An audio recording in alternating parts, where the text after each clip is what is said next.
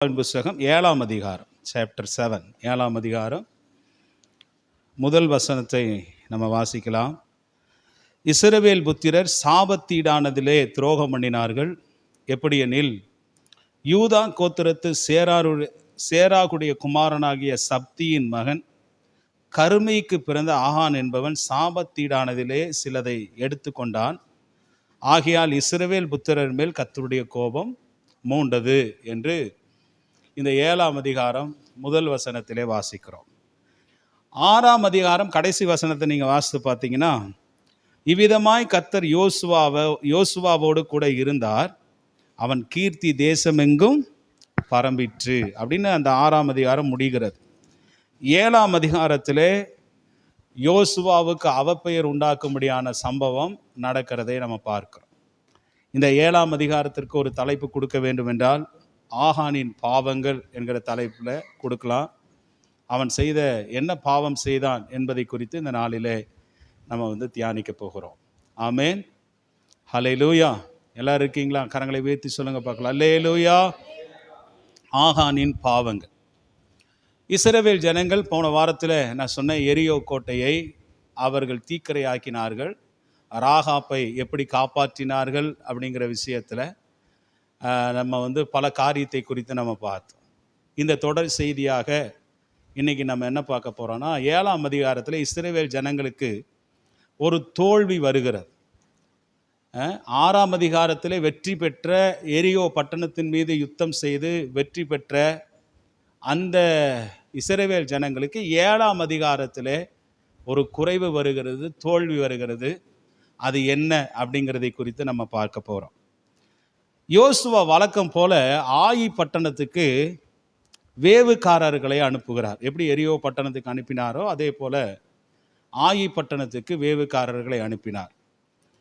இந்த சாபத்தீடானதிலே இஸ்ரவேல் ஜனங்கள் அந்த ஆகான் எடுத்துக்கொண்டது யோசுவாவுக்கு தெரியாது. அது கர்த்தருக்கு மாத்திரம்தான் தெரியும். அவனுடைய குடும்பத்துக்கும் கர்த்தருக்கு மாத்திரம்தான் அவன் எடுத்துக்கொண்டதை விஷயங்கள் தெரியும். ஆனால் யோசுவாவுக்கு அவன் என்ன சாபத்தீடானதை எடுத்துக்கொண்டானுங்கிறது அவருக்கு தெரியவே தெரியாது. அறியாமையில் வழக்கம் போல என்ன செய்கிறார் அப்படின்னா, இஸ்ரவேல் ஜனங்கள் ஆயி பட்டணத்தோடு கூட யுத்தம் பண்ணுவதற்கு ஆட்களை அனுப்புகிறார். போய் வேவு பார்த்துட்டு வாங்கன்னு சொல்லி. அங்கே போய் வேவு பார்த்துட்டு வந்த அந்த வேவுக்காரர்கள் சொன்னார்கள், ஆயி பட்டணம் ஒரு சின்ன பட்டணம் தான். அங்கே இருக்கிற குடிகள் ரொம்ப குடிகள் இல்லை, சும்மா ஒரு கொஞ்சம் பேர் தான் என்ன செய்வாங்க இருப்பாங்க. நம்ம மொத்த வீரர்களும் போய் அவர்களோடு கூட சண்டை போட நமக்கு தேவையில்லை, கொஞ்சம் பேர் மாத்திரம் என்ன செய்யலாம் போகலான்னு சொல்லி ஒரு 30 பேர் ஆய்பட்டணத்துக்கு போகிறாங்க. யோசுவா அனுப்பி வைக்கிறார். அங்கே போகும்போது பார்த்தீங்கன்னா, இஸ்ரவேல் ஜனங்கள் அவங்களுக்கு விரோதமாய் சண்டையிடும்போது என்ன நடக்குதுன்னா, இஸ்ரவேல் ஜனங்கள் ஆயி பட்டணத்தினுடைய வீரர்களுக்கு முன்பதாக முதுகை காட்டினார்கள் என்று பார்க்கிறோம். 36 பேர் அந்த யுத்தத்தில் மரித்து போகிறார்கள். 36 பேர் மரித்து போகிறார்கள். முதுகு காட்டி திரும்பி வருகிறார்கள். இஸ்ரவேல் ஜனங்களுக்கு பார்த்தீங்கன்னா ஜெயம் கிடைக்கவில்லை, தோல்விதான் அந்த பகுதியிலே கிடைத்தது. இவங்க முதுகு காட்டி திரும்பி வரும்போது யோசுவா தேவனுடைய சமூகத்திலே உடன்படிக்கை பெட்டிக்கு முன்பதாக கதறி ஜெபிக்கிறார். இது என்னாச்சுன்னு தெரியல. மூப்பர்கள் அந்த வசனத்தை நீங்கள் வாசித்து பாருங்க. 7ஆம் அதிகாரத்தில் 6வது வசனம் சொல்லுது, அப்பொழுது யோசுவா தன் வஸ்திரங்களை கிழித்து கொண்டு அவனும் இஸ்ரவேலின் மூப்பர் சாயங்காலம் மட்டும் கர்த்தரின் பெட்டிக்கு முன்பதாக தரைகளை முகங்குப்புற விழுந்து தங்கள் தலைகளின் மேலே புழுதியை போட்டுக்கொண்டு கிடந்தார்கள். யோசுவா, கர்த்தராகிய ஆண்டவரே, எங்களை அழிக்கும்படிக்கு எமோரியர் கையில் ஒப்பு கொடுப்பதற்காகவா தேவரீர் இந்த ஜனத்தை யோர்தான் நதியை கடக்க பண்ணினீர்? நாங்கள் யோர்தானுக்கு அப்புறத்தில் மன திருப்தியாக இருந்து விட்டோமானால் நலமாக இருக்கும் என்று தேவ சமூகத்தில் முழங்கால் படியிட்டு அவர் ஜெபிக்கிறதை பார்க்கிறோம். வஸ்திரங்களை கிழித்து கொண்டு புழுதியை தலைமையில போட்டுக்கிட்டு உடன்படிக்கை பெட்டிக்கு முன்பதாக சாஷ்டாங்கமாய் இஸ்ரவேல் மூப்பரும் யோசுவாவும் கிடந்தார்கள் என்று பார்க்கிறோம். ஏன்னா அவர் சொல்றாரு, ரொம்ப சொல்றாரு, ஜெயத்தை கொடுத்த தேவன் இந்த இடத்துல ஆயி பட்டணத்துக்கு விரோதமாய் ஜனங்கள் போகும்போது தோல்வியை கண்டார்கள், முதுகு காட்ட பண்ணினார்கள் என்றெல்லாம் பார்க்கிறோம். அப்போ யோசுவா ஜெபம் பண்ணும்போது சொன்னார், யோர்தான் நதிக்கு பின் அப்புறத்திலே இருந்திருக்கு, மன திருப்தியாக இருந்திருப்போமே, யோர்தானை கடக்க பண்ணினது இதற்காகவா ஆண்டவரே என்று அவர் புலம்புகிறதை பார்க்கிறோம். அப்போ ரொம்ப நேரமாக தேவ சமூகத்தில் உட்கார்ந்துட்டு இருக்கிறார். உடன்படிக்கை பெட்டிக்கு முன்பதாக இருக்கிறார். கர்த்தர் ஏதாவது சொல்லுவாரான்னு சொல்லி. அப்போது அந்த இடத்துல ஆண்டவர் பேசுகிறத பாருங்க. 9வது வசனம், கானானியரும் தேசத்து குடிகள் யாவரும் இதை கேட்டு எங்களை வளைந்து கொண்டு எங்கள் பெயரை பூமியில் இராதபடிக்கு வேறறுக்க பண்ணுவார்களே, அப்பொழுது உமது மகத்தான நாமத்துக்கு நீர் என்ன செய்வீர் என்று புலம்புகிறாங்க. அப்போ கர்த்தர் யோசுவாவோடு பேச ஆரம்பிக்கிறார். 10வது வசனத்தை பாருங்க. அப்பொழுது கர்த்தர் யோசுவாவை நோக்கி, எழுந்திரு, நீ இப்படி முகங்குப்புற விழுந்து கிடக்கிறது என்ன? இஸ்ரவேல் பாவம் செய்தார்கள் என்று ஆண்டவர் சொல்றார். இஸ்ரவேல் மக்கள், நான் கூட்டிக் கொண்டு வந்த மக்கள் பாவம் செய்தார்கள். நான் அவர்களுக்கு கட்டளையிட்ட என் உடன்படிக்கையை மீறினார்கள். சாபத்தீடானதில் எடுத்துக்கொண்டதும் களவு செய்ததும் வஞ்சித்ததும் தங்கள் பண்டம்பாடிகளுக்குள்ளே வைத்ததும் உண்டே என்றார்கள். இஸ்ரவேல் ஜனங்கள் பாவம் செய்தார்கள். அவங்க உடன்படிக்கையை மீறினார்கள். சாபத்தீடானதை எடுத்துக்கொண்டார்கள். அவர்கள் வஞ்சித்தும் களவு செய்ததும் தங்கள் பண்டசாலைகளுக்குள்ளே கூடாரத்துக்குள்ளே அவர்கள் ஒளித்து வைத்திருக்கிறார்கள் என்று தேவன் சொன்னதை நம்ம இந்த இடத்துல பார்க்கிறோம். அல்லேலூயா. எல்லாரும் சொல்லுங்க பார்க்கலாம், அல்லேலூயா. களவு செய்துட்டாங்க, திருட்டுத்தனம் பண்ணிட்டாங்க, என்னுடைய உடன்படிக்கையை மீறினார்கள், என்னை வஞ்சித்தார்கள், என் பேச்சுக்கு அவங்க கீழ்ப்படியவே இல்லை.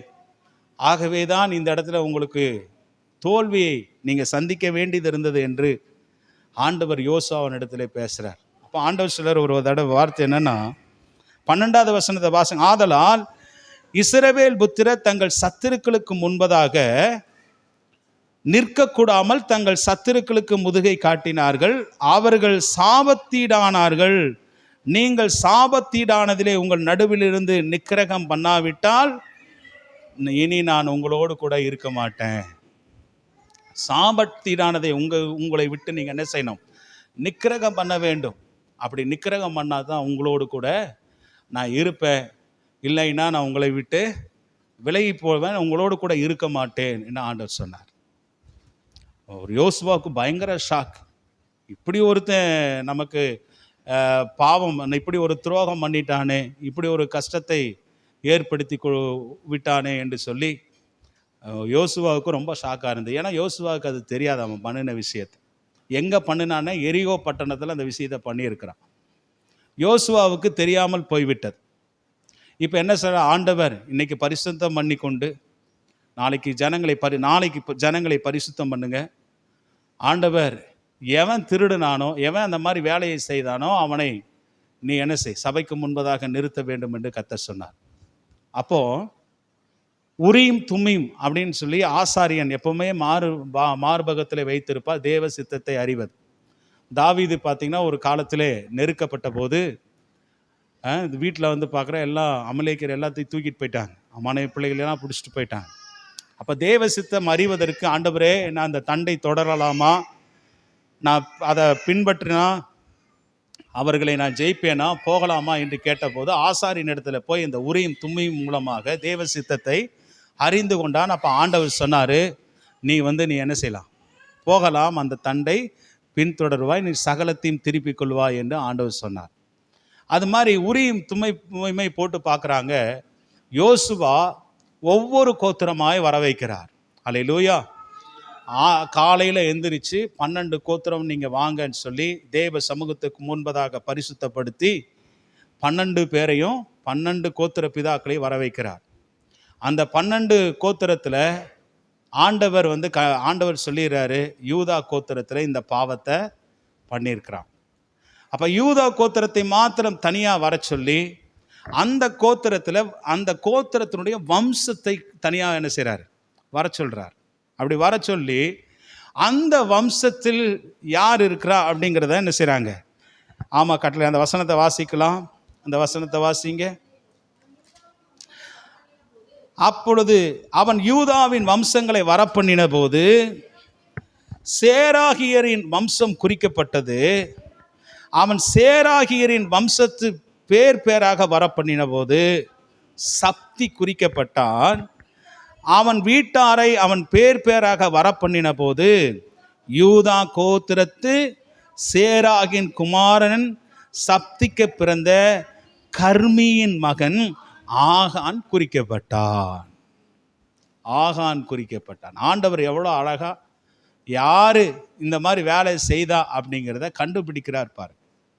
கோத்திரத்தை வர வைத்தார், கோத்திரத்திலிருந்து வம்சத்தை வர வைத்தார். இல்லை அந்த வம்சத்தில் ஒவ்வொருத்தரையும் பேராக கர்த்தரை அழைத்து சப்திக்கு பிறந்த சேராகின் குமாரனாகிய சப்திக்கு பிறந்த கர்மியின் மகன் ஆகான் மாட்டிக்கொண்டான். ஆகான் மாட்டிக்கொண்டான். இவன் தான் அந்த விஷயத்தை சாபத்தீடானதிலே ஆண்டவருக்கு துரோகம் பண்ணினார்கள், எடுத்துக்கொண்டது நிமித்தமாக துரோகம் பண்ணினார்கள். அப்போது யோசுவா அவனை கூப்பிட்றாரு. யோசுவா வர வச்சு, மகனே அழகாக பேசுகிறார், அன்பா அவன் இடத்துல பாசமாக பேசுகிறார் பாரு. 20வது வசனம். அப்பொழுது ஆகான் யோசுவாவுக்கு பிரதியுத்தரமாக, மெய்யாகவே நான் இஸ்ரவேலின் தேவனாய கர்த்தருக்கு விரோதமாக பாவம் செய்தேன், இன்னின்ன பிரகாரமாக செய்தேன் என்று தன்னுடைய பாவத்தை ஒத்துக்கிறான். தன்னுடைய பாவத்தை அறிக்கையிடுறா, ஒத்துக்கிறான். ஆமாம் நான் தப்பு பண்ணிட்டேன். ஏன்னா இனிமேல் அவனால் மறைக்க முடியாது, அந்த தப்பு பண்ணினதை, அந்த பாவத்தை மறைக்க முடியாது. ஏன்னா வெளியரங்கமாக இருக்கிறது. தேவன் அவனை காட்டி கொடுத்து விட்டார். இப்போ மாட்டும்போது அவனை வேற வழி இல்லாமல் நான் தவறு செய்தேன் என்பதை ஒப்புக்கொண்டு அங்கே அறிக்கை செய்கிறான். அப்போது யோசுவா கேட்குறாரு, என்ன தப்பு செய்த, என்ன பாவம் செய்த அப்படின்னு சொல்லும்போது அங்கே 21வது வசனத்தில் வாசிக்கிறோம், கொள்ளையிலே நேர்த்தியான ஒரு பாபிலோனிய சால்வையையும் 200 வெள்ளி சேக்கலையும் 50 சேக்கல் நிறையான ஒரு பொன் பாலத்தையும் நான் கண்டு அவைகளை இச்சித்து எடுத்துக்கொண்டேன். இதோ அவைகளின் கூடாரத்தின் மத்தியில் பூமிக்குள் புதைந்திருக்கிறது, வெள்ளி அதன் அடியில் இருக்கிறது என்றான். ஆமென், ஹல்லேலூயா. ஆனால் ஆண்டவர் பார்த்தீங்கன்னா, ஆண்டவர் மோசேயின் இடத்துல சொல்லியிருந்தார். மோசே உபாகம புத்தகத்தில் இஸ்ரவேல் ஜனங்களுக்கு சொன்னார், நீ ஒரு பட்டணத்துக்கு போய் அந்த பட்டணத்தை நீ ஜெயித்து அதில் இருக்கிற பொருட்களை எல்லாம் நீ எடுத்து அதை என்ன பண்ணணும் அப்படின்னா, அது தேவ சமூகத்தில் கொண்டு வந்து சேர்க்கணும். அதில் அந்த பட்டணத்தில் இருக்கிற எந்த பொருளையும் நீ என்ன செய்யக்கூடாது, எடுக்கக்கூடாது, அதை தொடவே கூடாது, அதை அக்கினியால் சுட்டரிக்க வேண்டும் என்று ஆண்டவர் சொல்லி ஏற்கனவே ஆண்டவர் மோசேயின் மூலமாக சொல்லி வைத்திருந்தார். அந்த வசனத்தை நீங்கள் வாசிங்க பார்க்கலாம். உபாகமத்தின் புஸ்தகம் 7ஆம் அதிகாரத்துக்கு என்னோடு கூட வாங்க. உபாகமத்தின் புஸ்தகம் 7ஆம் அதிகாரத்துக்கு வாங்க. 25, 26வது வசனத்தை நீங்கள் வாசிங்க பார்க்கலாம். அவர்கள் தேவர்களில் விக்கிரகங்களை அக்கினியினால் சுட்டரிக்க கடவாய். ஒரு பட்டணத்துக்கு நீ யுத்தம் பண்ண போகும்போது அந்த பட்டணத்திலே விக்கிரகங்கள் இருந்தால் அந்த விக்கிரகத்தை அக்கினியினாலே சுட்டரிக்க வேண்டும். அடுத்தது, நீ அவைகளால் கொள்ளாதபடிக்கு அவைகளில் இருக்கிற வெள்ளியையும் பொன்னையும் இச்சியாமலும் அதை எடுத்து கொள்ளாமலும் இருப்பாயாக. அவைகள் உன் தேவனாய கர்த்தருக்கு அருவருப்பானவைகள். ஏன் ஆண்டவர் விக்கிரகத்தை அங்கே சுட்டரிக்க சொன்னார்னா, நீ விக்கிரகத்தினாலே சிக்கிக்கொள்ளாதபடிக்கு. அடுத்தது, அங்கே இருக்கிற பொன்னையும் வெள்ளியையும் நீ என்ன செய்யக்கூடாது, எடுக்காம அது உனக்கு எடுத்துக்கொள்ளாதபடிக்கும் நீ எச்சரிக்கையா.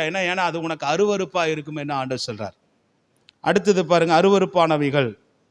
26வது வசனத்தை வாசிக்கிறோம். அவைகளை போல நீ சாபத்துக்குள்ளாகாதபடிக்கு அருவருப்பானதை உன் வீட்டிலே கொண்டு போகாயாக என்றார். வீட்டுக்கு என்ன சாபத்தீடானதை எடுத்து உன் வீட்டுக்கு என்ன செய்யக்கூடாது, கொண்டு போகக்கூடாது. அதை சீ என்று வெறுத்து முற்றிலும் அருவருக்கு கடவாய், அது சாபத்துக்குள்ளானது. அந்த விக்கிரகமாக இருக்கலாம், விக்கிரக சிலையாக இருக்கலாம், அங்கே யுத்தம் பண்ணப்பட்டு எடுத்த வெள்ளியாக இருக்கலாம், பொன்னாக இருக்கலாம், அது துணிமணிகளாக இருக்கலாம். அதை சீ என்று சொல்லி அதை தூக்கி எறிய வேண்டும். அதை உன் வீட்டிற்கு என்ன செய்யக்கூடாது, கொண்டு போகக்கூடாது என்று ஆண்டவர் ஏற்கனவே இவர்களுக்கு சொல்லி வைத்திருந்தார். இதை திரும்பவும் யோசுவா எரிகோ பட்டணத்தை பிடிக்க போற நேரத்தில் இஸ்ரவேல் ஜனங்களுக்கு ஞாபகப்படுத்தினார். எரிகோ பட்டணத்தை நீ போய் பிடிக்கும் போது என்ன செய்யணும், நீங்க வாசித்து பாருங்க. 6ஆம் அதிகாரத்துக்கு என்னோடு கூட வாங்க. 6ஆம் அதிகாரம் 18வது வசனம் 19வது வசனத்தை நீங்கள் வாசித்து பாருங்க. சாபத்தீடானதில் எதாயிலும் எடுத்து கொள்ளுகிறதுனாலே நீங்கள் சாபத்தீடாகாதபடிக்கும் இஸ்ரவேல் பாளையத்தை சாபத்தீடாக்கி அதை கலங்கம் பண்ணாதபடிக்கும் நீங்கள் சாபத்தீடானதற்கு மாத்திரம் எச்சரிக்கையாயிருங்கள் என்றார். எரிகோ பட்டணத்தில் இருக்கிற எல்லாத்தையும் கர்த்தர் சுட்டரிக்க சொன்னார். சாபத்தீடான அதில் கிடைக்கிற எது சாபத்தீடானது? விக்கிரகம் சாபத்தீடானது, அதில் இருக்கிற வெள்ளி சாபத்தீடானது, பொண்ணு சாபத்தீடானது, துணிமணிகள் சாபத்தீடானது. வீட்டில் இருக்கிற எந்த பொருட்களையும் எதையும் நீ என்ன செய்யக்கூடாது, கோயிலுக்குள்ள இருக்கிற அரண்மனைக்குள்ள இருக்கிற எதையும் நீ தொடக்கூடாது. எதை தொட்டாலும் அது சாபத்தீடானது. இங்க இன்னொரு அடுத்த வசனம் சொல்றாரு, சகல வெள்ளியும் பொன்னும் வெண்கலத்தினாலும் இரும்பினாலும் செய்யப்பட்ட பாத்திரங்களும் கர்த்தருக்கு பரிசுத்தமானவைகள், அவைகள் கர்த்தரின் பொக்கிஷத்திலே சேரும். பாத்திரங்கள் வெள்ளி பொன்னெல்லாம் இது கிடைச்சதுன்னா கொண்டு வந்து யோசுவா இடத்துல கொடுக்கணும். யோசுவா அதை எடுத்து கர்த்தருடைய ஆலயத்துக்கு கொண்டு போய் வைப்பார். அது கர்த்தருக்கு பரிசுத்தம் உள்ளது. அது தேவனுடைய ஆலயத்துக்கு வந்து அது பரிசுத்தமாகும். அதை எடுத்து திருட்டுத்தனமா வீட்டில் வச்சா அது உன்னுடைய வாழ்க்கையில சாபமாய் மாறும், சாபத்தீடானது என்று ஆண்டவர் இப்படி யோசுவாவின் மூலமாக எச்சரித்தார். ஆனால் ஆகான் என்ன செய்தான்? மற்ற ஜனங்கள் ஆண்டவருடைய வார்த்தைக்கு கீழ்ப்படிந்திருந்த போதும் இந்த ஆகான் மாத்திரம் அதை இச்சித்து தன் வீட்டிலே அவன் பதித்து வைத்தான் என்று பார்க்கிறோம். பதித்து வைத்தான். ஆமென். நீங்க பார்த்தீங்கன்னா இப்போ இதை கொஞ்சம் நான் விளக்கமாக சொல்லுகிறேன் பாருங்க. அந்த வசனத்தை அவன் என்னென்ன எடுத்தான் அதை குறித்து கொஞ்சம் எக்ஸ்பிளைன் பண்ணுகிறேன். நீங்க பாருங்க. அதை 21வது வசனம், கொள்ளையிலே நேர்த்தியான ஒரு பாபிலோனிய சால்வை. என்னது? எல்லாரும் என்ன பார்த்து சொல்லுங்க, என்னது பாபிலோனிய? இந்த பாபிலோனிய சால்வை இவனுக்கு எப்படி கிடைத்திருக்கும் என்று நீங்க நினைக்கிறீர்கள்? எப்படி கிடைச்சிருக்கும்? நான் சொல்றேன். இவர்கள் எல்லாம் எரிகோ பட்டணத்திலே கொள்ளையிட போகுது. இந்த ஆகான் எங்க போனான்னா எரிகோ ராஜாவுடைய அரண்மனைக்கு இவன் போனான். எங்க போனான்? எரிகோ ராஜாவினுடைய அரண்மனைக்கு போனான். அரண்மனையில் போய் இவன் கொள்ளையிட்டான். பாபிலோனிய ராஜாவினுடைய பரிசாக வழங்கப்பட்ட பாபிலோனிய சால்வை எப்படி எரிகோ ராஜாவுக்கு கிடைத்தது? பைபிளில் நம்ம வாசிக்கிறோம், எரிகோ பட்டணம் ஒரு பேரிச்சம்பழம் நிறைந்த ஒரு பட்டணம், பேரிச்ச மரங்கள் பழங்கள் நிறைந்த ஒரு பட்டணம் எரிகோ பட்டணம். ஹல்லேலூயா.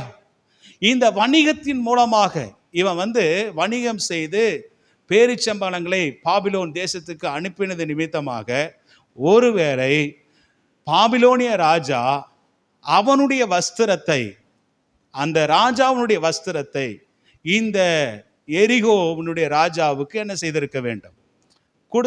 பரிசாக கொடுத்திருக்க வேண்டும். இஸ்ரவேல் ஜனங்கள் எரிகோவை முற்றுகிட்டு அதை ஜெயித்து வெற்றி கொண்டிருக்கிற நேரத்தில் இவன் உள்ள போயிட்டு அரண்மனை சுத்தி பார்த்து ராஜாவுடைய வஸ்திரத்தை அவன் எடுத்தான் என்று பார்க்கிறோம். இதை வந்து ஒரு ரெஃபர் பண்றாங்க. இது வந்து ராஜாவுடைய வஸ்திரம், சால்வையில் ராஜாவுடைய அந்த ராஜா போடுகிற வஸ்திரம். யோனாவின் தீர்க்கதரிசனம் 3ஆம் அதிகாரத்தில் வாசிக்கிறோம். அந்த நினிவே ராஜா வந்து வஸ்திரத்தை என்ன செய்தார்? கலட்டி அவர் தரையிலே உட்கார்ந்தார். அப்போ அந்த வஸ்திரத்துக்கு ஒப்பா இதை ரெஃபர் பண்றாங்க. அதே போல இயேசு கிறிஸ்து கூட அவர் வாழ்ந்த நாட்களிலே ஏரோதனுடைய அரண்மனையில் இருக்கும்போது இயேசுவை ராஜாவென்று கேலி கிண்டல் செய்கிற நேரத்திலே ஏரோது கருப்பு கலந்த ஒரு வஸ்திரத்தை எடுத்து இயேசு கிறிஸ்துவுக்கு மாட்டினான், நீ ராஜாவாமே என்று மாட்டினான். அதையும் ரெஃபர் பண்ணுகிறார்கள். அப்படின்னா என்னென்ன, இந்த பாபிலோனு சால்வை நல்ல எம்ப்ராய்டிங் போட்டு ப்ளூ கலரில், அதே நேரத்தில் கிரீன் கலரில் பார்த்தீங்கன்னா வெல்வெட் துணியில் நல்ல எம்ப்ராய்டிங் போடப்பட்ட, விக்கிரகங்கள் போடப்பட்ட ஒரு வஸ்திரம் தான் அந்த வஸ்திரம். அந்த வஸ்திரத்தை இவன் நினைச்சு, ஒருவேளை நம்ம பின்னாடி ராஜாவானா இதை மாட்டிக்கலாம் நினைச்சானா என்னன்னு தெரியல. அந்த விலையேறப்பட்ட அந்த வஸ்திரத்தை இவன் அவன் எடுத்துக்கொண்டான் என்று பார்க்கிறோம். அடுத்தது அங்கு கிடைத்த வெள்ளியை எடுத்தான். பொன் பாலம் என்று எழுதப்பட்டிருக்கிற பொன் பாலம்னா என்னன்னா கரண்டி. நம்ம சாப்பாட்டுக்கு எல்லாம் வைக்கிறோம் பார்த்தீங்களா, சாப்பாட்டு கரண்டி, அதான் பொன் பாலம். தங்கம் அது பார்த்தீங்கன்னா அது 50 சேக்கல் இருந்ததாக வாசிக்கிறோம். அந்த காலத்தில் இஸ்ரவேலினுடைய அந்த சேக்கல், இது வந்து எடை, நிறைக்கல் இருக்குது பார்த்தீங்கன்னா, வெயிட்டு 50 சேக்கல். 50 சேக்கல் என்றால் 27 ரூபா. நம்ம காசுக்கு அதனுடைய மதிப்பு தான் நீங்கள் போட்டு பார்த்தீங்கன்னா 1000 ரூபாய்க்கு மேலே, 1120 ரூபா சம்திங் காசு என்ன செய்யுது. நம்ம அந்த காலத்திலேயே 1000 ரூபாய்க்கு மேலே அதனுடைய 50 சேக்கல் நிறைவந்தது. 200 சேக்கல் வெள்ளி அப்படின்னா அது எடை, வெள்ளியினுடைய எடை பார்த்தீங்கன்னா என்னென்னா, இன்னைக்கு அந்த காலத்து அது கணக்குப்படி பார்த்தீங்கன்னா எடைய சேக்கல் கணக்கு போட்டு பார்த்தீங்கன்னா 4000 ரூபாய்க்கு மேலே அதனுடைய மதிப்பு வருகிறது. இதை இச்சித்து தன்னுடைய வீட்டிலே அவன் வைத்தான் என்று பார்க்கிறோம். நல்லா கவனிங்களேன். ஒரு மனுஷன் எப்படி அவன் பாவம், ஒரு மனுஷன் எப்படி ஒரு மனிதனுக்குள்ள பாவம் எப்படி உள்ள போகுது அப்படிங்கிறதுக்கு இந்த ஆகான் ஒரு எடுத்துக்காட்டாக இருக்கிறான். எப்படி பாவம் பூரணமான போது எப்படி அவனுக்கு மரணம் வருகிறது என்று ஒரு வசனம் சொல்லுகிறது. இது இவனுடைய வாழ்க்கையில நிறைவேறுகிறதை பார்க்கிறோம். ஒரு மனுஷனுக்குள்ள எப்படி பாவம் உள்ள போகுது அப்படின்னா அதை பார்க்கிறான் அப்படின்னா வாசித்து பாருங்க. கொள்ளையிலே நேர்த்தியான ஒரு பாபிலோனிய சால்வையையும் 200 வெள்ளி சேக்கலையும் 50 சேக்கல் நிறையான ஒரு பொன் பாலத்தையும் நான் கண்டு அவைகளை இச்சித்து எடுத்துக்கொண்டே, இதோ அவைகள் என் கூடாரத்தின் மத்தியில் பூமிக்குள் புதைந்திருக்கிறது, வெள்ளி அதன் அடியில் இருக்கிறது என்றான். அவன் ஃபர்ஸ்ட் சொல்ற காரியம் என்னன்னா கண்டு. ஒரு மனுஷனுக்குள்ள எப்படி பாவம் உள்ள எப்படி பிரவேசிக்கிறது, அதை பார்க்கிறதுனாலே பாவம் அவன் என்ன செய்யுது, வேண்டாத காரியத்தை, தீயாத காரியத்தை, அருவருப்பான விஷயங்களை நம்ம பார்க்கிறதுனால பாவம் நமக்குள்ள என்ன செய்யுது, உள்ள போகுது. உள்ள போகிற பாவம் நம்முடைய மைண்டில் அது சிந்தனை கொண்டிருந்து அது அப்படியே இச்சிக்கிறதா இருக்கிறது. அதை இச்சித்து தன்னுடைய கைகளின் மூலமாக அந்த பாவத்தை செய்ய வைக்கிறது. இது ஆகானுடைய வாழ்க்கையில பார்க்கிறோம். அவன் கண்டான், பைபிளை வாசிக்கிறோம், அதை இச்சித்தான், அதை செய்தான், செயல் வடிவிலே அவன் திருடினான். திருடி கொண்டு போய் யாருக்கும் தெரியாம, யோசுவாவுக்கும் தெரியாம, கர்த்தரே பார்க்க மாட்டார் அப்படிங்கிற நினைச்சு கொண்டு போய் அதுக்குள்ள புதைச்சி வச்சான் என்று பார்க்க அவனுடைய கூடாரத்துக்குள்ள. இந்த விஷயத்தை அப்படியே எடுத்து போய் ஆதியாகமத்தின் புஸ்தகம் 3ஆம் அதிகாரம் 6வது வசனத்தோடு கூட நீங்க ஒப்பிட்டு பாருங்க. ஏவாள் பார்த்தீங்கன்னா இதே போலதான் பாவம் செஞ்சிருப்பாங்க.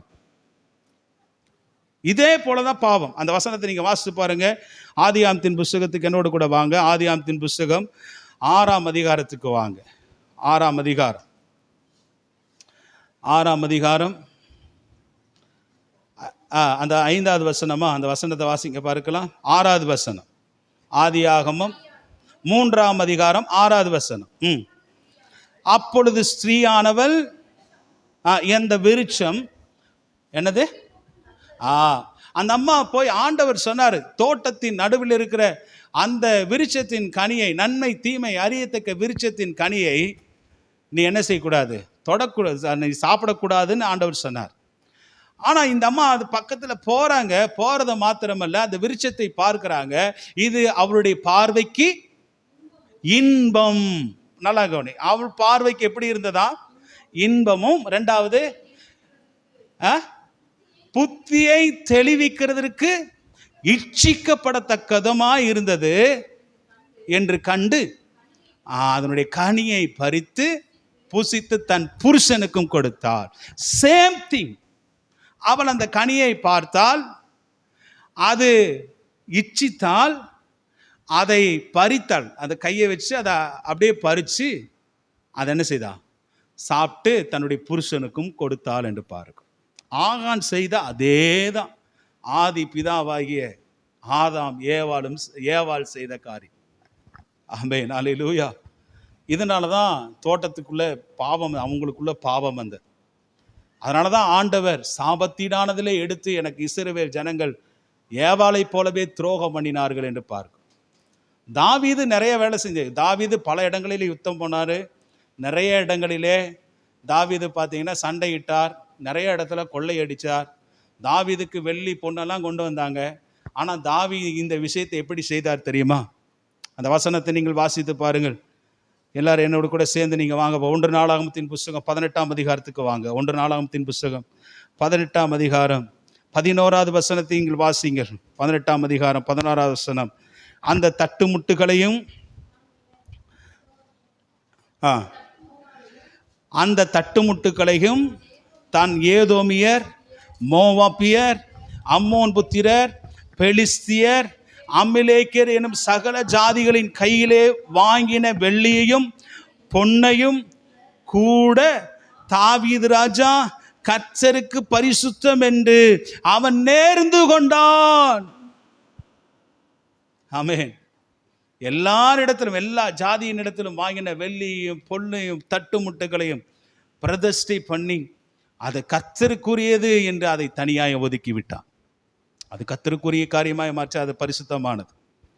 அல்லேலூயா. அதனால தாங்க சாலமோன் அவ்வளவு பெரிய தேவாலயத்தை கட்டுவதற்கு அத்தனையும் என்ன செய்தார்?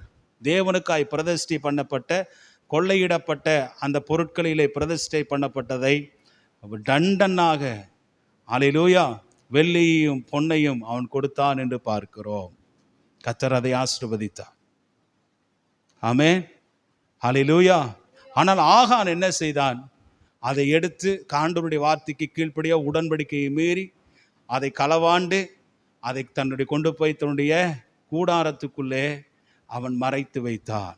இப்படி தான் பாவம் என்ன செய்து, அவன் பார்த்தான் என்றும் அதே நேரத்தில் தன்னுடைய இருதயத்தில் இச்சித்தான் என்றும் அதே நேரத்தில் கையினால் அதை தொட்டு அந்த செயலை செய்தான் என்றும் நம்ம வேதத்திலே வாசிக்கிறோம். இப்படி தான் பாவம் என்ன செய்து ஒரு மனுஷனுடைய பாவத்தினால இஸ்ரவேல் ஜனங்களை கர்த்தர் அந்த எமோரியருக்கு முன்பதாக, ஆயி பட்டணத்து மக்களுக்கு முன்பதாக முதுகை காட்ட பண்ணினார். எங்கேயும் ஜெயத்தை கொடுத்த ஆண்டவர், எதிலும் வெற்றியை பார்த்த யோசுவா. ஆமென். கானானின் தேசத்திலே அந்த 31 ராஜாக்களை சங்காரம் பண்ணினான். ஆனால் இந்த ஆயி பட்டணத்துக்கு விரோதமாய் ஒரு மனுஷன் பண்ணின தப்புனால அந்த ஆண்டவர் இஸ்ரவேல் ஜனங்களை முதுக காட்ட பண்ணினார் என்று பார்க்கிறோம். அந்த இடத்துல ஒரு சின்ன ஒரு காரியத்தை, யுத்தத்தை அவர்களுக்கு ஜெயமாக மாற்றினார். கர்த்தருடைய பிள்ளைகளே, நம்ம வாழ்க்கையில் சில நேரத்தில் முழு குடும்பமும், சில நேரத்தில் முழு சபைகளும் பார்த்தீங்கன்னா அழிந்து போவதற்கான காரணம் என்ன? சத்துருவுக்கு முதுகு காட்டுவதற்கான காரணம் என்னன்னா, ஏதோ ஒரு ஆகான் சபையில் இருந்து என்ன செய்வான் அப்படின்னா, இந்த மாதிரி விஷயங்களை செய்கிறதுனால முழு சபையையும் அது பாதிப்புக்குள்ளாக்குகிறது. ஒருத்தர் அப்படியே ஒரு ஒரு ஒரு புக்ஸ் அப்படியே படிச்சுட்டு இருந்தேன். படிக்கும்போது சொல்கிறாரு, ஆகானை குறித்து வரும்போது நிறைய இன்னைக்கு பெரும்பாலான சபைகளிலே யாரை முதலிடம் கொடுத்து வைத்திருக்கிறாங்க அப்படின்னா, சபையை கொள்ளையிடுகிறவன் அவனுக்கு தான் ஃபஸ்ட்டு ப்ரையாரிட்டி சபையில் சிங்காசனம் போட்டு உட்கார வைத்திருக்கிறாங்கன்னு சொல்கிறாங்க. ஆகான்கள் தான் சபையில் நிறையா இருக்காங்க என்று பார்க்கிறோம். அதனால் கர்த்தருடைய பிள்ளை ரொம்ப ஜாக்கிரதையாக நம்ம என்ன செய்யணும்? இருக்க வேண்டும். அவன் இச்சித்தான் அல்லது அதை கண்டான். சிம்சோனை குறித்து பைபிளில் இப்படி சொல்லப்பட்டிருக்கிறது. அவன் திம்னாத்துக்கு போய் ஒரு பெண்ணை பார்த்தான். அப்பா அம்மாட்ட வந்து சொல்கிறான். அப்பா அம்மா சொல்கிறாங்க, வேண்டாம், அந்த பெலிஸ்தருடைய பெண்களை எல்லாம் நம்ம என்ன செய்யக்கூடாது? திருமணம் பண்ணக்கூடாது. அப்போது ஒரு வார்த்தை சொல்கிறான், என்ன தெரியுமா? அவள் என்னுடைய பார்வைக்கு பிரியமானவள். அன்னைக்கே அவன் வாழ்க்கை அவுட்டு. என்னைக்கு பிரியமானவள் என்று சொன்னாலும் அன்னைக்கே வாழ்க்கை அவுட். அவங்க அப்பா இதை பார்த்து வேற ஒருத்தனுக்கு கட்டி கொடுக்க, இவன் வேசியின் இடத்துல போக, இல்லை அங்கே வேசியின் மடியில் படுக்கும்போது மொட்டை அடிக்கப்பட, கைகால் கட்டப்பட, கண்ணை பிடுங்கப்பட, கொண்டு போய் பாபிலோன் அரண்மனையில் வச்சு வேடிக்கை காட்டப்பட, மாவரைக்கப்பட, அவன் வாழ்க்கை அப்படியாய் போய்விட்டது. இல்லை, நம்ம ரொம்ப கேர்ஃபுல்லாக இருக்கணும். பார்க்குற பொண்ணெல்லாம் நல்லா தான் இருக்கிற மாதிரி இருக்கும், பார்க்குற பசங்கள்லாம் நல்லா தான் இருக்கிற மாதிரி இருக்கும், பைக்கில் என்ஃபீல்டு வண்டியில் வர்ற மாதிரி தான் இருக்கும், பல்சரில் வர்ற மாதிரி தான் இருக்கும், நல்ல காரில் வர்ற மாதிரி தான் இருக்கும். என்னைக்கு நம்ம இச்சிக்கிறோமோ, கண்களினால் அதை கண்டு இச்சித்து பாவம் செய்ய தொடங்குறோமோ, அன்னைக்கே நம்ம வாழ்க்கை கண்ணில் பார்த்தாவே முடிஞ்சு போச்சு, நம்முடைய வாழ்க்கை போயிடும். ரொம்ப நல்லா ஜாக்கிரதையாக இருக்கணும். நம்ம ஃப்ரெண்ட்ஸ் எல்லாம் சொல்லுவாங்க, சாராயம் பார்க்குறதுக்கு எப்படி இருக்கும், கிளாஸில் பளபளப்பாக தான் இருக்கும், அதை ஊற்றும் போது பார்த்தீங்கன்னா நமக்கே எச்சியூரும் குடிக்கிற மாதிரி. ஆனால் அது பளபளப்பாக இருக்கிறது என்று அதை குடித்து விட்டால் நம்ம ஆயுசு நாட்களே என்ன செய்யும், போயிடும். நம்ம பசங்களாம் சொல்லுவான், ஃப்ரெண்டெல்லாம் சொல்லுவாங்க, வாடா தம் அடிக்க போகலாம், ஒரு தடவை அந்த ஃபில்ட்ரு தம்மை இழுத்து பாரு என்ன நடக்குதுன்னு தெரியும் அப்படிம்பாங்க. கொஞ்சம் குடிப்பான், ஒரு தடவை ஒரு பப்பு 2 பப்பு இழுப்பேன், அப்புறம் கடைசியில் நாளைக்கு பார்த்தா ஒரு சிகரெட்டு எடுத்து குடிப்பேன். உன்னுடைய வாழ்க்கையே லங்ஸையே அது என்ன செய்யும், நாசம் பண்ணிடும், தேவனை விட்டு உங்களை தூரப்படுத்திவிடும். அருமையான கர்த்தருடைய பிள்ளைகளே, பார்க்கறது எல்லாம் நல்லது, பார்க்கறதெல்லாம் இச்சிக்கப்படத்தக்கது என்று பைபிள் சொல்லப்படுகிறது. வேத வசனம் மட்டும்தான் இச்சிக்கப்படத்தக்கவைகளில் அதற்கு நிகரல்ல என்று பார்க்கிறோம். ஹல்லேலூயா. வேத வசனம் தான் எந்த இச்சைகளுடைய காரியங்களுக்கும் நிகரான காரியமே கிடையாது. கர்த்தருடைய வார்த்தை மாத்திரம்தான் நம்ம அதிகமாக நேசிக்கணும், அதிகமாக படிக்க வேண்டும். ஆமே. பார்க்குறதெல்லாமே நல்லது, பார்க்குறதெல்லாம் இன்பமாக இருக்குது, பார்க்குறதெல்லாம் பளபளப்பாக இருக்குதுன்னு சொல்லி அது பின்னாடி நம்ம போனோம், நம்ம வாழ்க்கை ஆகானுடைய கதி மாதிரி என்ன செய்யும், மாறிவிடும். கொஞ்சம் கேர்ஃபுல்லாக சின்ன பிள்ளைங்க, வாலிப பிள்ளைங்க எல்லாம் ரொம்ப இருக்கணும், ரொம்ப கவனமாக இருக்க வேண்டும். அல்லேலூயா. எல்லோரும் இந்த பொல்லாத உலகத்திலே நம்ம வாழ்கிறோம், நம்ம போய் சிக்கிக்கொள்ளக்கூடாது, நம்ம சிக்கிக்கொள்ளக்கூடாது. வாசிங்க, யாக்கோப்பு நிருபம் 1ஆம் அதிகாரத்தில் ஒரு வசனம் நமக்கு இப்படி சொல்லுகிறது. ஏன்னா அந்த வசனத்தை நீங்கள் 1ஆம் அதிகாரம் 13, 14, 15 வசனத்தை நீங்கள் வாசித்து பாருங்க.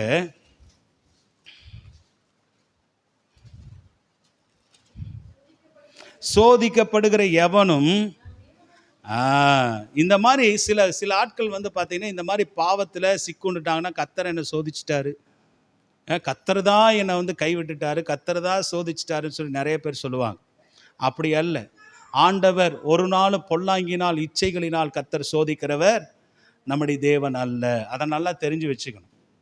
இல்லை, அந்த வசனத்தை நீங்கள் படிங்க பார்க்கலாம். சோதிக்கப்படுகிற எவனும் நான் தேவனால் சோதிக்கப்படுகிறேன் என்று சொல்லாதிருப்பானாக. தேவன் பொல்லாங்கினால் சோதிக்கப்படுகிறவர் அல்ல, ஒருவனையும் அவர் சோதிக்கிறவரும் அல்ல. அவனவன் தன் சுய இச்சையினாலே இழுக்கப்பட்டு சிக்குண்டு சோதிக்கப்படுகிறான். பின்பு இச்சையானது கற்பம் தரித்து பாவத்தை பிறப்பிக்கும், பாவம் பூரணமாகும் போது அது மரணத்தை பிறப்பிக்கும் என்று பார்க்கிறோம். அவனவன் தன் சுய இச்சையினாலே இழுக்கப்பட்டு சிக்குண்டு சோதிக்கப்படுகிறான். இல்லை, இச்சையானது கற்பந்தரித்து பாவத்தை பிறப்பிக்கும், பாவம் பூரணமான போது மரணத்தை பிறப்பிக்கும். கண்களின் நிச்சயம், மாம்சத்தின் நிச்சயம், ஜீவனத்தின் பெருமையும் இவைகளெல்லாம் பிதாவினால் உண்டானவைகள் அல்ல, இவைகளெல்லாம் யாரால் உண்டானவைகள் என்று பைபிளை வாசிக்கிறோம், பொல்லாங்கினாலும் இந்த உலகத்தினாலும் உண்டானவைகள். ஆமே. எது ஆசையாக இருக்குதோ, எது பார்க்குறே, அதுக்கு பின்னாடி நம்ம என்ன செய்யக்கூடாது, போகக்கூடாது. ஆகான் கண்டான், அதை இச்சித்தான், அதே நேரத்தில் அதை செயல்படுத்தினான், அதை திருடி தன்னுடைய வீட்டில் வைத்து முழு இஸ்ரவேலுக்கும் அவன் சாபத்தீட்டை கொண்டு வந்தான் என்று பார்க்கிறோம். அப்படி நம்ம என்ன செய்யக்கூடாது, செய்யக்கூடாது. இப்போ யோசுவா அவனை கண்டுபிடிச்சு அவனை குடும்பத்தை தனியாக கூட்டிகிட்டு போய் அவனுடைய வீட்டில் கூடாரத்திலிருந்த எல்லா பொருட்கள், பாபிலோனிய சால்வை, வெள்ளி, பொண்ணு, அவன் வீட்டில் வச்சிருக்கிற அந்த கூடாரத்துக்குள்ளே என்னென்னமெல்லாம் வச்சுருந்தானோ அதை பாளையத்துக்கு புறம்பே கொண்டு போனார் என்று பார்க்கிறோம். பாளையத்துக்கு கொண்டு போய் பிள்ளைகளையெல்லாம் கூட்டிகிட்டு போயிட்டார். யோசுவா மனைவி பிள்ளைகளோடு கூட பாளையத்துக்கு கொண்டு போய் என்ன செய்தார் அப்படின்னா, அந்த இடத்துல அந்த வசனத்தை வாசிக்கல. 7ஆம் அதிகாரம் 24வது வசனத்தை நீங்கள் வாசித்து பாருங்க. 7ஆம் அதிகாரம் 24வது வசனம். அப்பொழுது யோசுவாவும் இஸ்ரவேலர் எல்லாரும் கூடி இருக்கும்போது ஆகானையும் அந்த வெள்ளியையும் அந்த சால்வையையும் பொன் பாலத்தையும் அவன் குமாரரையும் குமாரத்திகளையும் அவன் மாடுகளையும் கழுதைகளையும் ஆடுகளையும் அவன் கூடாரத்தையும் அவனுக்குள்ள யாவையும் எடுத்து ஆகோர் பள்ளத்தாக்குக்கு கொண்டு போனார்கள். அங்கே யோசுவா, நீ எங்களை களங்கம் பண்ணியது என்ன? இன்று கர்த்தர் உன்னை களங்கம் பண்ணுவார் என்றான். அப்பொழுது இஸ்ரவேலர் எல்லாரும் அவன் மேலே கல்லெறிந்தார்கள். அவன் மேலே ஆண்டவர் அந்த இடம் கூட்டிக் கொண்டு போகிற வரைக்கும் மனைவி பிள்ளைகளை கூட்டிக் கொண்டு போனார். ஆனால் அந்த இடத்துல குடும்பத்துக்கும் கொஞ்சம் பயம் காமிக்கணும்ல. அப்பா பண்ண தப்ப ஆமாம் இவங்களுக்கும் கொஞ்சம் பயத்தை காமிக்கணும் அப்படிங்கிறதுக்காக குடும்பத்தோடு கூட்டிகிட்டு போய் பாளையத்தில் நிற்க வச்சு இவங்க இவன் பண்ண தப்புனால பிள்ளைகள்லாம் கை கட்டி நின்றுட்டு இருக்கிறாங்க. ஆடு மாடுகள் நின்றுட்டு இருக்குது, அந்த பொருள்களெல்லாம் நின்றுட்டு இருக்குது. ஆண்டவர் ஒரு பயத்தை ஏற்படுத்தினார். அந்த குடும்பத்தின் மேலே, அந்த மனைவி மேலே, பிள்ளைகள் மேலே ஏற்படுத்தினார். அவங்க கடைசி இப்போ நினச்சிட்டாங்க, கடைசி வரைக்கும் நம்மளையும் சேர்த்து கல்லறிஞ்சு என்ன செய்வாங்க, கொன்று விடுவாங்கன்னு நினச்சேன். ஆனால் அந்த குடும்பத்தை கர்த்தர் செப்பரேட் பண்ணினார். ஆகானை தனியாக கர்த்தர் நிறுத்தினார். அவன் எடுத்துக்கொண்ட பொருட்கள், அவன் எடுத்துக்கொண்ட பொருட்கள் அது மாத்திரம், அவனுடைய ஆடு மாடுகள் பொருட்கள் மாத்திரம் தனியாக நிறுத்தி அதை அக்னியிலே சுட்டரித்து ஆகானை மாத்திரம் கல்லெறிந்து என்ன செய்தாங்க, கொன்றார்கள் என்று சரித்திர ஆசிரியர்கள் நமக்கு சொல்லுகிறார். பாருங்க அந்த வசனத்தில், அவன் மேல் இந்நாள் வரைக்கும் இருக்கிற பெரிய கற்குலையை குவித்தார்கள். இப்படியே கர்த்தர் தமது கோபத்தின் உக்கிரகத்தை விட்டு மாறினார். ஆகையால் அவ்விடம் இந்நாள் வரைக்கும் ஆகோர் பள்ளத்தாக்கு என்று பெயர் வந்தது. அவைகள் என்று அந்த இடத்துல இருக்கும்போது, அவைகள்னா மனைவி பிள்ளைகள் அல்ல, அவன் எடுத்துக்கொண்டு வந்த அந்த பொண்ணு வெள்ளி, அந்த சால்வை, அவன் கூடாரத்துக்குள்ளே இருந்த திங்ஸ், காரியங்கள் தான், பொருட்கள் தான் எல்லாம் சுட்டரித்தார்கள் என்று பார்க்கிறோம். அவன் நம்முடைய தேவன் இரக்கத்தின் தேவன். அவன் பண்ண தப்புக்கு எதுக்கு குடும்பத்தையே கர்த்தர் தண்டிக்கணும்? மனைவிக்கு தெரியாமல் இருக்காது, ஒருவேளை தெரிஞ்சிருக்கலாம், தெரியாமல் கூட இருந்திருக்கலாம். ஆனாலும் கர்த்தர் இறக்கப்பட்டு அந்த குடும்பத்தை தப்புவித்தார். அருமையான கர்த்தருடைய பிள்ளைகளே, ஆகான் பாருங்க, ஒரு அதான் அந்த பரிமள தைலம் இருக்கு, ஒரு அந்த தைலத்துக்குள்ளே விரும்பும்போது அந்த மொத்தமும் கெட்டு போகுது என்று பைபிளில் வாசிக்கும். ஈக்கள் பரிமள தைலக்காரனுடைய பரிமளத்தை நாரி கெட்டு போக பண்ணுகிறது போல ஒரு மனுஷனுடைய மதியினம் என்ன செய்ய, எல்லாமே அவனுடைய வாழ்க்கையிலே கரைப்பட பண்ணுகிறது என்று அந்த வசனம் சொல்லுகிறது. ரொம்ப கேர்ஃபுல்லாக நம்ம சின்ன விஷயந்தான் அப்படின்னு நினச்சி இருக்கக்கூடாது. இந்த ஆகானை போல கண்டதெல்லாம் எடுத்து வீட்டில் வைக்கணும், கண்டதெல்லாம் இச்சிக்கணும், அதை செயல்படுத்தணும்னு நம்முடைய வாழ்க்கையில் நம்ம நினைத்தோம்னா நிச்சயமாய் கர்த்தர் என்ன செய்வார் அப்படின்னா, புதிய ஏற்பாட்டில் கர்த்தர் இரக்கம் பாராட்டுவாரா? கொஞ்ச நாள் மனம் திரும்ப வரைக்கும் கிரேஸ் டைம் கர்த்தர் தருவார். திரும்ப அதே பண்ணிகிட்டே இருந்தால் கர்த்தர் என்ன செய்வார்? ஆமாம், தண்டனை கொடுப்பார். புதிய ஏற்பாட்டு காலத்தில் தண்டனை இல்லைன்னெல்லாம் நம்ம நினச்சிக்க கூடாது.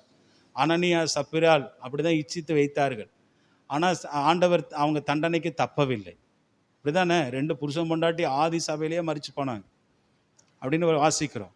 அதனால் நீங்கள் பாஸ்டர் இதெல்லாம் ஏன் சொல்கிறாரு, இப்படியெல்லாம் சொல்கிறாரு, நாம் ஆசீர்வாதமான செய்தி சொல்லுவோம், ஆலோசனையும் சொல்லுவோம். அதே நேரத்தில் இது பாருங்கள், நம்ம ரெகுலராக படிக்கிற வேத பகுதி, ஆண்டவர் ஆகானுடைய வாழ்க்கையிலிருந்து நமக்கு ஒரு படிப்பினையை கர்த்தர் நமக்கு கொடுத்திருக்கிறார். ஆமென். அவைகளின்படி நம்ம செய்யாதபடிக்கு இவைகளெல்லாம் நமக்கு திஷ்டாந்தரங்களாக, முன்மாதிரிகளாக எழுதப்பட்டிருக்கிறது என்று பைபிள் சொல்லுகிறது. ஆகவே நம்ம இந்த மாதிரி காரியத்தையெல்லாம் நம்ம செய்யக்கூடாது, பண்ணக்கூடாது அப்படிங்கிற எழுதப்பட்டிருக்கிறதுனால நாமும் அந்த காரியங்களுக்கெல்லாம் விலக்கி, ஆமென். இன்றைக்கி நீங்கள் வெள்ளியை திருடலை, பொண்ணை திருடலை, நீங்கள் எதை பார்க்குறீங்க அப்படிங்கிறது நமக்கே தெரியும், எதை இச்சிக்கிறீங்க அப்படிங்கிறது நமக்கு தெரியும், எதை தன்னுடைய வாழ்க்கையில செயல்படுத்திட்டு இருக்கிறீங்க அப்படிங்கிற விஷயம் அவனுடைய மனசாட்சிக்கு ஆமாம் அது தெரியும். அல்லேலூயா. தேவனும் அறிவார், உங்களுடைய மனசாட்சியில் கர்த்தரும் அறிவார். ஆண்டவர் சொன்ன அதை விட்டு நீங்கும் போது, ஆண்டவர் சொன்ன அதை விட்டு நீக்க, சாபத்தீடானதை உங்கள் நடுவிலிருந்து நீக்கும் போது, நீக்கிற வரைக்கும் நான் உங்களோடு கூட இருக்க மாட்டேன். நீங்கள் எப்பவுமே சத்துருக்களுக்கு தோல்வி, உனக்கு தோல்வி தான் வந்துட்டு இருக்குன்னு ஆண்டவர் சொல்கிறார். சத்துருக்களுக்கு நீங்கள் முதுகு காட்டிக்கிட்டே இருப்பீங்க.